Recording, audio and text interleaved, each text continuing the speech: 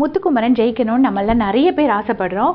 நான் ஏன் முத்து ஜெயிக்கணும் அப்படின்னு நினைக்கிறேன்னு கொஞ்சம் ரீசன் சொல்லணும்னு ஆசைப்படுறேன். ஃபர்ஸ்ட் அண்ட் ஃபார்மோஸ்ட் ரீசன் எனக்கு அருண் முத்துவை ஒரு வாட்டி இன்சல்ட் பண்ணியிருப்பாரு. பா பா பான்னு வச்சிருப்பாரு. யூஆர் அ ஹம்பக், மவுத் பீஸ், நீ வெறும் பேச்சுக்கு தான் லாய்க்கு, பேச்சை மட்டுமே வச்சு நீ இந்த சீசனை வின் பண்ணிடலாம்னு நினைக்கிற, அது நடக்காதுன்னு சொல்லியிருப்பாரு. அதுதான் எனக்கு ஃபர்ஸ்ட் அண்ட் ஃபார்மோஸ்ட் ரீசன். கண்டிப்பாக முத்துக்குமரன் அந்த ரீசனுக்காகவே வின் பண்ணி காட்டணும். அதை காட்டினா அருணும் அர்ச்சனாவும் அந்த முகத்தை எங்கே கொண்டு வச்சுக்க போகிறாங்க அப்படிங்கிறத நான் கண்டிப்பாக பார்க்கணும். அண்ட் செகண்ட் திங் நல்லா டப்பா அடிக்கிறான், டபக்கு டப்பான்னு சொல்லியிருப்பாரு. அந்த இன்சல்ட்டையும் என்னால் தாங்கிக்கவே முடியல. அது ரொம்ப ஏன்னா ஒரு பப்ளிக் ஷோவில் அந்த மாதிரி பண்ணும்போது நம்மளை அப்படி சொல்கிற மாதிரி யோசிச்சு பார்த்தா நமக்கு அது ரொம்ப பெரிய அவமானம். ஸோ அந்த மாதிரி முத்துவை இன்சல்ட் பண்ணியிருப்பாரு. அந்த காரணத்துக்காக முத்து ஜெயிக்கணும்னு ஆசைப்படுறேன்.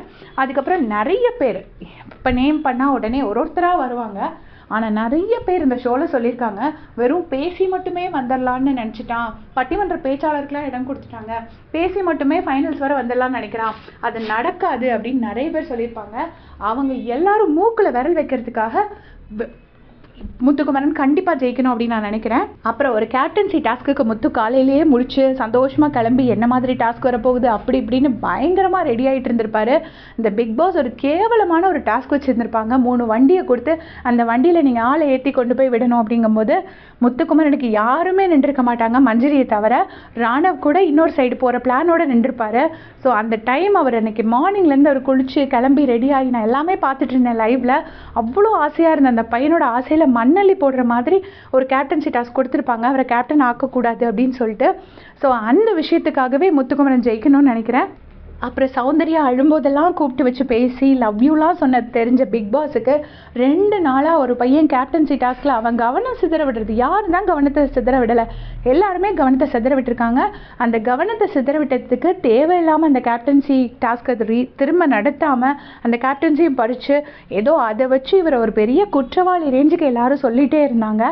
அப்படி அவ்வளோ அழுதப்போ கூட கடைசி வரைக்கும் பேசலை. அதுக்கு அடுத்த மண்டே போயிட்டு நாமினேஷன் பண்ணும்போது கூட போய் கேட்டிருப்பாரு, பாஸ் நான் ஒரு தப்பு பண்ணிட்டேன்னா. அப்போ கூட அவர் பதில் சொல்லவே இல்லை. பிக் பாஸ் கல்லஞ்சக்கார மாதிரி உட்காந்துருப்பாரு. எனக்கு பிடிக்கவே இல்லை அந்த விஷயம். அதுக்காக முத்து ஜெயிக்கணும்னு நினைக்கிறேன்.